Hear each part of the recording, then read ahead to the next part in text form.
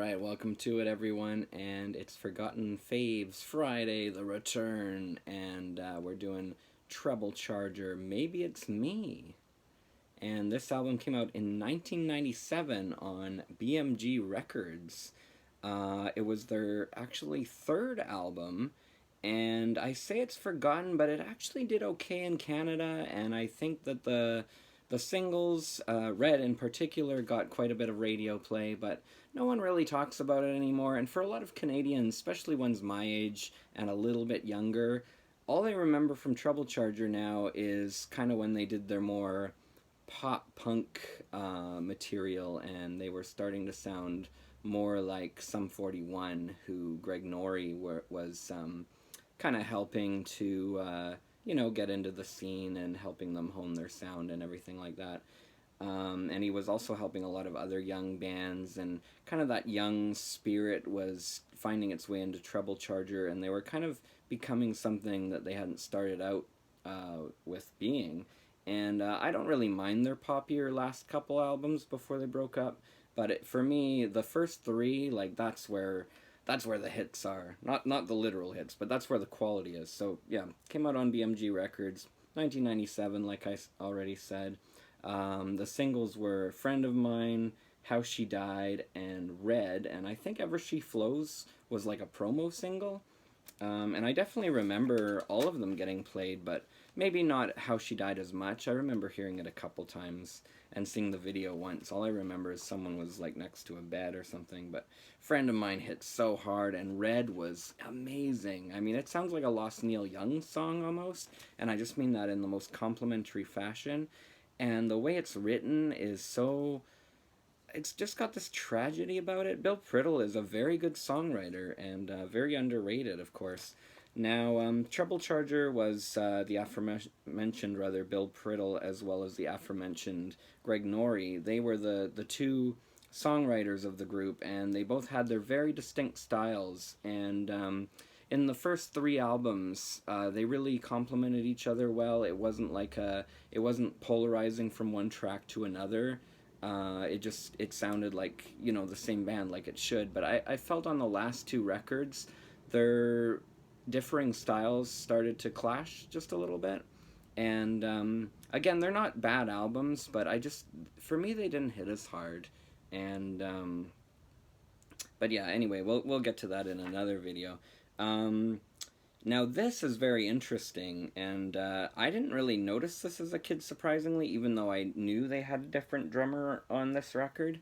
And this was kind of a transitioning record for them because, it's Bill, Greg, and Rosie Martin on bass. I hadn't mentioned his name yet.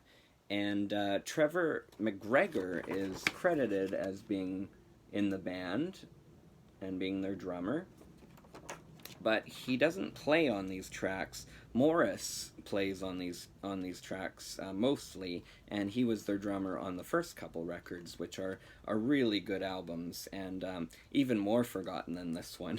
So maybe I'll do an episode on those ones. I'm not sure. They're great. And then this guy, Mike Levesque, plays drums on a lot of these tracks, including one of the album highlights, "Friend of Mine." He also plays on, it's really confusing where the lines are going, but "Takes Me Down." As you can see, they did a little diagram. And I do love how bands used to, maybe they're getting a little more into this again, but they used to put all the credits and who's playing what on what track. I love that kind of stuff. So this Mike Levesque also plays on "Forever Knowing," which is just a pounding, energetic song, though it's kind of juxtaposed with Bill Priddle's he kind of has a more understated way of singing, and it kind of sounds calm or lethargic, and maybe, and again, that is kind of like how Neil Young sings a lot of songs, so really Red's the only time I would really compare the two. And even that one, it's not derivative. Like, it's one of the band's best songs. It's one of Bill's best songs. Almost had a Freudian slip there. And Greg Norrie, I think he said in an interview once, even when they were becoming pop punk champions, when American Psycho hit and Brand New Low, he said that was his favorite song. And I can't remember if that's if he meant his favorite song that the band had written, or his favorite song that ever. I'm not sure. Anyway, I dropped the booklet here. But it starts off explosively with Friend of Mine, which, like I said, was a single and had a video. And just amazing, amazing drum track on that one, actually. And that's Mike Levesque. So it's funny that Trevor got the credit, because I guess they were going to continue on with that lineup. And thankfully he did play on the next couple albums, or they might have looked quite the fool, as it were, an April Fool. Um, but yeah, so he doesn't play on the record, but Mike Levesque, great drums on Friend of Mine, one of the band's best songs ever. How She Died as well. These are both Greg Norrie fronted tunes, and they're two of his best tunes ever. What a way to open your album. And that's why it's a shame that it's not talked about. This is a very consistent album that gives not just other Canadian rock albums from '97 a run for their money, like Underdogs from Matt Goodband or Clumsy by Our Lady Peace, or I can't think of any others right now, but there's tons more. But also all the records that came out in '97, you know, whether you're talking about, you know, Collective Soul's third album, or, you know, remember all the great alt rock that was coming out? It's a lost era. Then we got Stupid Thing to Say, which is a very... I was listening again, and I didn't appreciate this one when I was young, and I've definitely appreciated it all throughout my 20s and early 30s. And I gotta say, I mean, I think if Bill Priddle didn't end up in Treble Charger, he could have definitely been a member of Sloan. And when Sloan kind of fractured for a while between Twice Removed and what was it called? One Chord to Another. If I forgot that, I would be kicking myself later. They kind of fractured it. I could definitely see him end up with like Chris Murphy and those guys writing together. And he should have been in Anyway Gang. If Bill Priddle ended up in the supergroup Anyway Gang, him and Chris would be great collaborators together. And you know, Sam Roberts and everyone. I don't know who we'd replace, you know. Those are all talented dudes. I love the Anyway Gang. I have to talk about them one day, but I don't have any physical copies. I digress. Stupid Thing to Say, which is what I just did. Great song. Kareen is another kind of explosive track with a great... It's funny it's called Kareen and not Karen, but it works better for the song.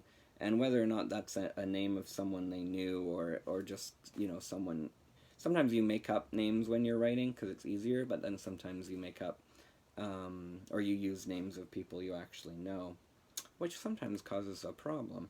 Kareen, great chorus, just great instrumental. Red, like I said, is kind of a very tragic sounding song. It uses those minor chords and dynamics very well. Like I said, it kind of sounds very Neil Young in the way it's sung. It's got a great guitar solo. It's very heartfelt. You know, it would definitely be one of the best songs that the band ever wrote. And I hope that when they became super famous there for a while, that they were still putting it in their concert set lists. This is a band that was always supposed to come back, and they never really did. There's a couple bands like that. Most bands from our youth reformed and toured and maybe even put out an album or two since their reformation, but never a Treble Charger, or not yet at least. It would be very interesting if they came back. Fade is another Greg Norrie song. As you can see, it's probably about 65 or 60% Greg Norrie and 40% Bill Priddle, which makes you appreciate Bill's songs even more. And speaking of that, Ever She Flows is another very kind of sort of introspective track. Very well written anyway as well. Forever Knowing's another one of his, and that one's got, maybe other than Friend of Mine, some of the most rocking riffs, kind of the stop-start style, and the drumming is just absolutely amazing and very explosive and energetic. I have said that word too many times in this one. Mercury Smile, that was one of my favorite. I used to put that on all my mixtapes. That might have been my favorite Treble Charger song for a little while when I was young, when I was a wee lad. Christ is on the Lawn was kind of like Stupid Thing to Say. To me, it was too kind of wordy and slow when I was a kid, but I really like it now, and it really hits when that last chorus is coming in. There's no lowlights on this. I people might think I'm a little too soft on a lot of records, and yeah, I'm just enjoying myself the whole time I'm listening to this. I'm really having a good time. I was really, and I put this on quite often. Like this is one I revisit a lot, more than any other one in their discography. But I'm just kind of all smiles when I put it on. The hooks really work for me. I just love how it's a nice marriage of the two noisier first couple albums and then the pop sheen of the last two. Like this is kind of the best of both worlds. You know, they really learned how to write hooks even better, even though I love the one before this, and I like the debut a lot too, but they really learned how to sing better. It really shows, and the budget's there this time. Like they had more to work with, more money to work with, and it shows their prowess in the studio. Anyway, back to the track list. Scatterbrain incorporates those kind of, I guess, ska horns. There's a horn section in there, and that really helps with the variety.